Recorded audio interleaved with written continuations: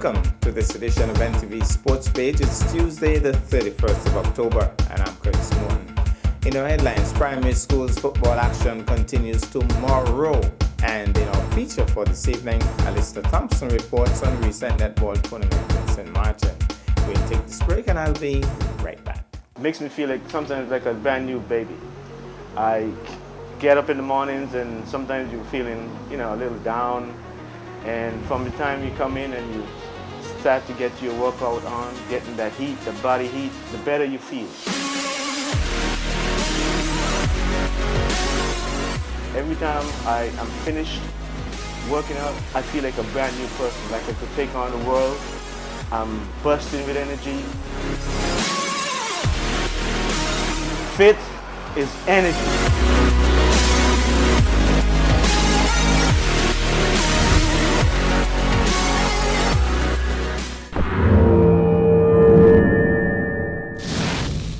Well, I'm back and we start with football. The local fans can hardly wait to witness more primary schools football action. 3 matches are scheduled for tomorrow, Wednesday, 1st November at the E.T. Willett Park. At 3 p.m., St. Thomas's Primary takes on Ivor Walters Primary. Also at 3 p.m., Joycelyn Libert Primary takes on Nevis Academy. And at 4 p.m., VOJN takes on the Mort Cross Prep. Now to cricket. Cricket West Indies Tournament Technical Committee of the ongoing City United Super 50 Cup has approved a player replacement for the Guyana Happy Eagles. Shamar Joseph has replaced Runsford Beaton, who has picked up an injury, and he'll be playing for the remainder of the tournament. It is a like-for-like replacement with both players being fast bowlers. Joseph becomes immediately available to play, having been added to the Happy Eagles training squad in Trinidad prior to the opening of the tournament. We'll take this break and I'll be back with our feature for this evening. Hi, I am Shaki Mahanli, the host of On The Farm, where we're vocal about everything local. Tune in to learn about all the exciting things happening in the Ministry of Agriculture and its subsidiaries. Subscribe to our YouTube channel, Nevis Agriculture. Like our Facebook page at Nevis Agriculture, or tune in to Nevis Television every Monday to watch new releases. On The Farm, where we are vocal about everything local.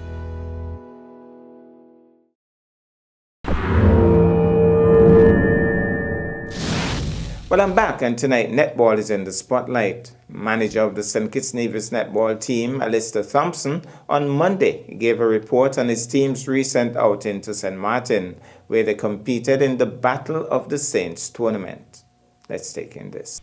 Well, last time we were here, Alistair Thompson and the St. Kitts Nevis netball team, they were set to go off to St. Martin. I even wondered if they got there because Hurricane Tammy seemed to be making a statement. So maybe we could start with that, Ali. Was there some doubt about going to St. Martin with the kind of weather we were having? Well, there was never any doubt. What day we go was always our challenge. Islander Water Sports is who was our carrier. And so we was to go on the Wednesday. We end up had to leave on the Tuesday. So we got into St. Martin by, we leave here after 1. So by 3 o'clock we were in St. Martin on Tuesday. So we went a day earlier. Were there any screams with the water and the girls on the water on the boat? Well, going down, it was a nice ride. I mean, the girls on the boat asked the captain if we could get a ride like this, go back up, we'll be good. It was a good ride, go down. Coming back up was a whole different story. All right, before we come back up, let's talk about the games. First of all, people are asking questions because the Battle of the Saints suggests that you'll have teams like St. Martin, St. Eustatius, etc. But seem to have had a BVI, Totola in the mix. So tell us about the teams that were involved and why the name Battle of the Saints. Well, the initial tournament, Battle of the Saints, was designed for that. St. Eustatius, St. Kitts Nevis, St. Lucia, St. Vincent. That is what it was designed for. But a lot of these islands, because we have just come out of a tournament in Antigua, couldn't make it to the tournament. And so you find that they had to resort to like a Guadeloupe and a BVI these are who are showing interest in this tournament. So we end up with what we end up with. So how many teams in total, and maybe you could just list the teams? Well, we end up with 4 teams. It was Guadeloupe, BVI, St. Martin, and St. Kitts Nevis. Those are the 4 teams we end up with in the tournament. All right, Ali, take us through the games because we got some really good reports. Your scores were way above the other teams. St. Martin probably scored the most goals, but comparatively, you guys were totally in charge. So take us through game 1, game 2, game 3. Because when we leave here with the intention of playing national teams. Whether it's St. Martin, BVI, Guadeloupe, we expected to play national team. And that's what we played. Now, the caliber of player might be a little different.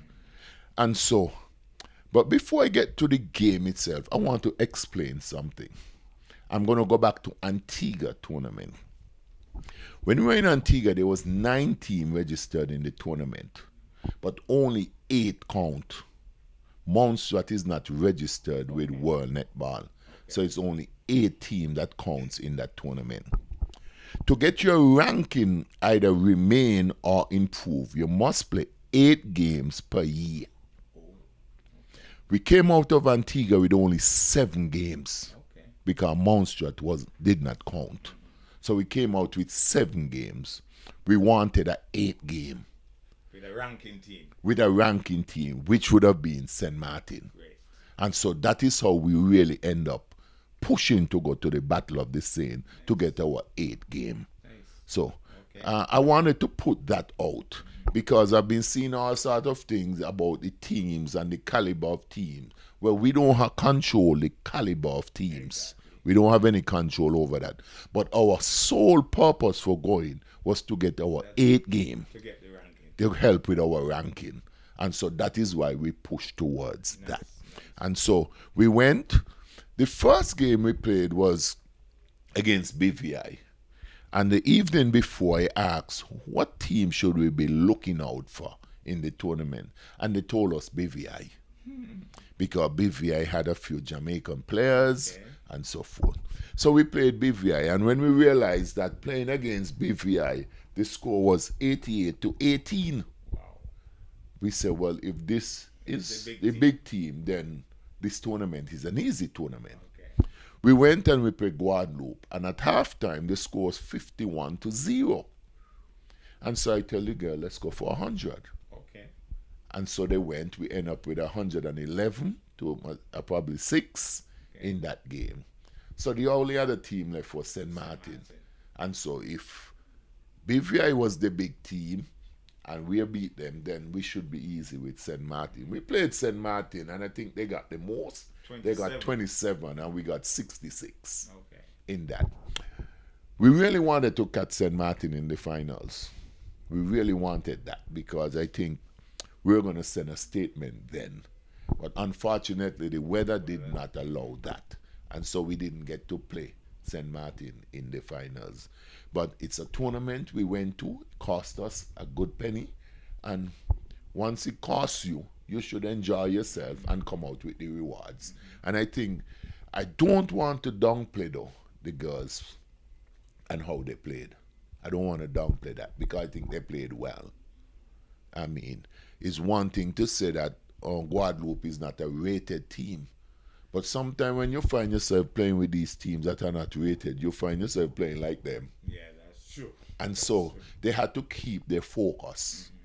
They had to keep their focus, and I think they did well. And my understanding is that we did get the MVP of the tournament and maybe the most accurate goal shooter. Well, we got the most accurate shooter with Aliyah Gibson, got that. She also got MVP of the tournament. Okay. Kerish Richardson, she got best defense of the tournament. Now, it's surprising because I still don't know who get best center court. It was one of the awards, but up to now I don't know who got it. But those are what we came out with. I could give a name, Natalie Sutton. Wasn't she there? Well, Natalie wasn't playing center. She was playing wing attack. And again, this is one of the... Since last year, we've been going back and forth with Natalie Sutton. everybody know Natalie is a star player. She is a star player. But one of the things we find as management that when Natalie plays center, she get tired. And so she has to come off the court. Okay. Because of the caliber of player she is, we wanted her to be on the court for the full game. And so we made a decision to put her as wing attack, that she could play the entire game. Okay. And I know everybody accustomed to her being in the center, but for us, and want to capitalize on her right, we had to put her as wing attack. And so, where's the big trophy? Well, the trophy, we had to leave that in St. Kitts, where we didn't have to leave it. We chose to leave it in St. Kitts. So it is at the sports department in St. Kitts, but I really, Curtis, want to thank a few people. Okay. I really want to do that. The Prime Minister came through for us in grand style. Without him, I don't think we could have made that trip. First Federal Credit Union, they came through for us, and we want to thank them. And I can't end without thanking Islander. I mean, he had to pull a number of strings to get us there and get us back. And he did, and we went. We're happy that we did go, and we appreciate the outcome of it. Despite the weather, I would imagine they got to go to KFC and got around and did some shopping. Well, as I said, we went we were actually there 2 days early because the tournament started the Thursday. We were there from Tuesday. And then we was to come back up the Monday. We ended up come up the Tuesday. Okay. And so they had an extra day again to do some shopping and so forth. So they did enjoy themselves.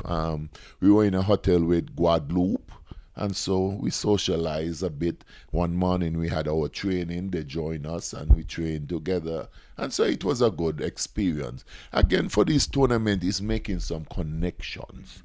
You know, it's not just about winning and lose, but it's about connection. And I think we have made some.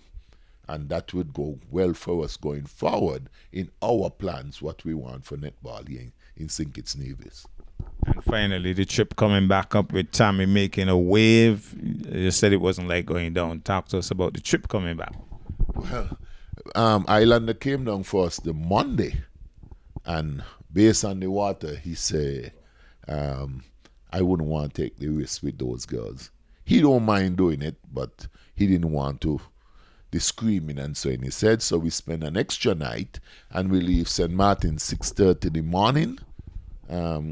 Still a little choppy. But by 10 past 9, we were in Port Zante in St. Kitts.